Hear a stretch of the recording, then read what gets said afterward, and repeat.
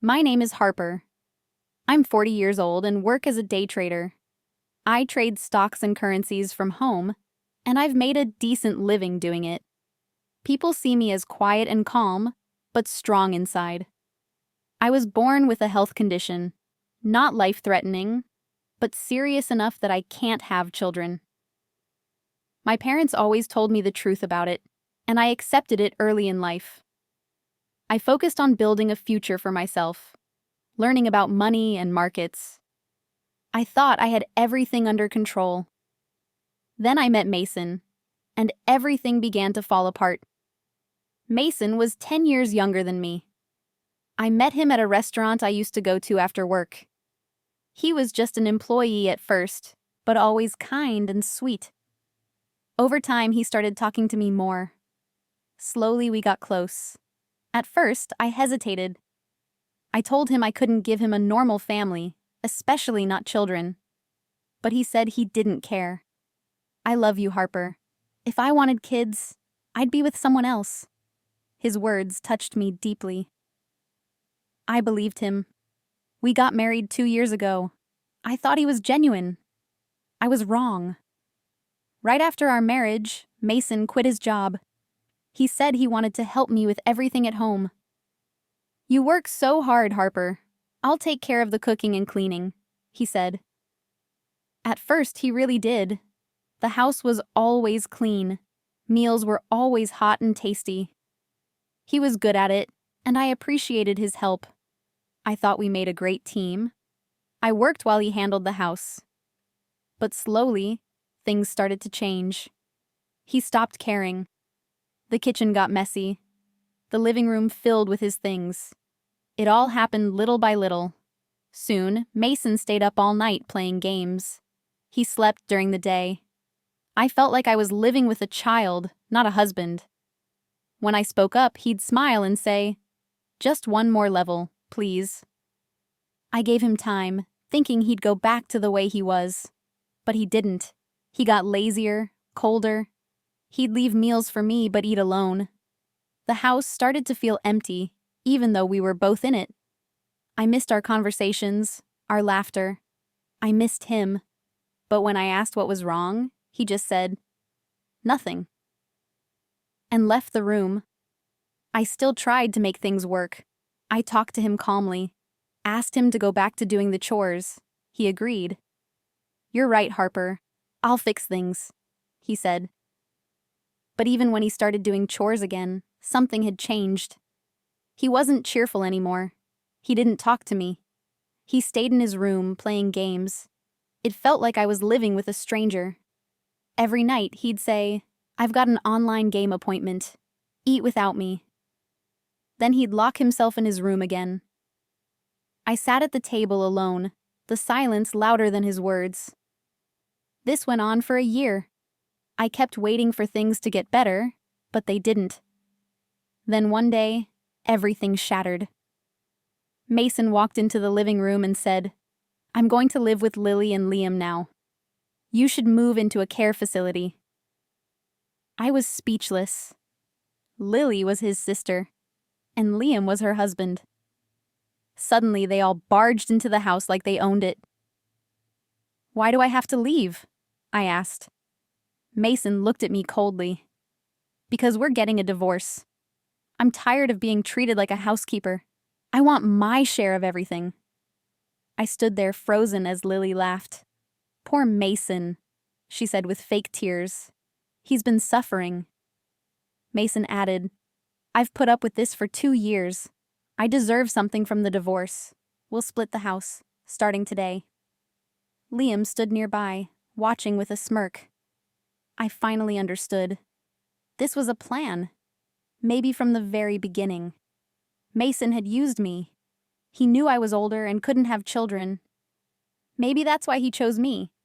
Because I was easy to control. He wanted the house, the money, the comfort. And now, he thought he'd take it all. But he was wrong. I didn't argue. I simply said, "Understood. I'll leave for now." I grabbed a suitcase, my laptop, and a few clothes. Mason handed me divorce papers like he was giving me a receipt. I took them without a word. I left behind the apartment, the one I had bought before our marriage. I didn't cry, not yet. I got in my car and drove away. I had a plan.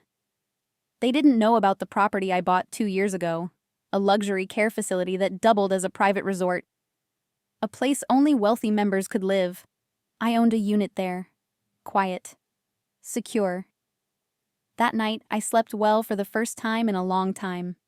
No sounds from Mason's games, no cold meals, just peace.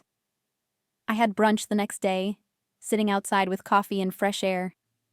Then I sent Mason a message. This is my location. My lawyer will handle everything else. Within minutes, he called. Where are you? He yelled. I calmly said, at my new home. Behind him, I heard Lily shouting, That's a private resort. How can you afford that? I replied, because I paid for it. I could almost feel their panic through the phone. They didn't know anything. I had never told Mason about this place. I bought it quietly, planning to move there when I got older. Now, it came in handy. The unit was worth over $2 million. It had its own kitchen, care services, and even a hospital nearby. That's your house. You can't charge rent, Mason shouted. I answered, You want to live there? Fine. Rent's $3,000 a month. Then I hung up. The silence after was sweet. But I knew they wouldn't give up easily. The next day, they showed up at the front desk of the facility. Uninvited. The front desk staff stopped them. This place was strict. No one gets in without permission. But I agreed to meet them, once. In the lobby, with staff nearby. Mason smiled like nothing happened. You should have told me about this place, Harper, he said. Yeah, why hide it? Lily added. I looked at them both and said, It doesn't matter now. We're divorced. Mason looked shocked. You filed it already? You gave me the papers, I reminded him. So yes, we're done. Lily's smile faded. Mason tried again. Let's get remarried then. We can work this out. I stood up. Number goodbye. They came to the facility every day after that, trying to see me. I got a restraining order. But they didn't stop. Then things turned ugly. Mason claimed I had tricked him into marriage by hiding my health condition.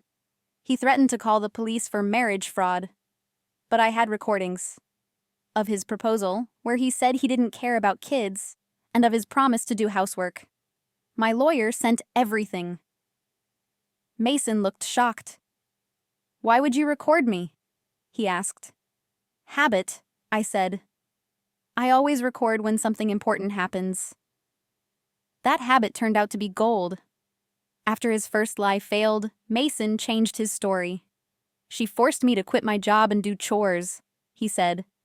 I had another recording, him saying, I'll quit my job to help you, Harper. Then he claimed emotional distress because I recorded him. But eavesdropping isn't a crime. Not if it's your own home.